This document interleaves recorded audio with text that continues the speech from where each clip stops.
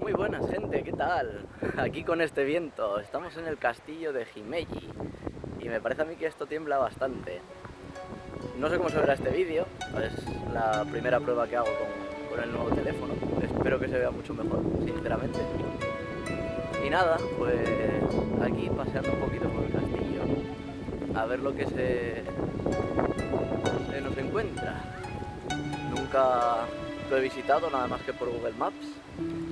Pero bueno, nada, esta semana he estado bastante liado y no he podido subir apenas vídeos. Tengo grabados ya un par, pero no he parado. Con el tema de la Golden Weekend, eventos y demás, no pude hacer nada. Así que nada, ya que me vine aquí hasta Himeji a visitar el castillo, pues digo, voy a hacer un vídeo desde el interior. Todos estos patios los podéis recorrer con Google Maps sin problema.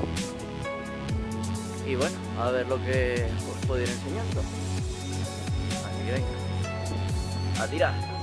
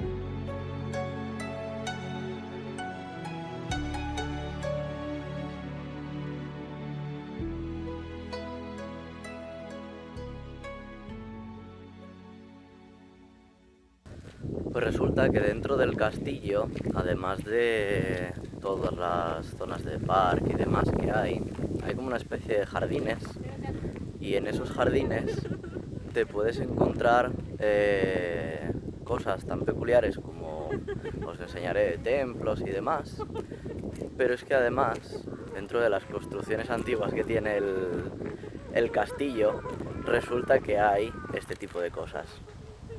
Columpios. Columpios. Sí, columpios. Esto le quita un poco de encanto al castillo, pero bueno. El paseo este de aquí del parque es precioso, es enorme. Tienes bancos y cosas así para sentarte. Esto para hacer aquí el hanami tiene que ser la hostia. Si tengo oportunidad de vivir otro hanami, me gustaría venir aquí a hacerlo, porque es preciosísimo el sitio. Así que a ver qué más nos encontramos, además de pececillos y esas cosas. Bueno, pues otra zona del castillo. Esta vez ya estamos más cerca de lo que es el castillo principal.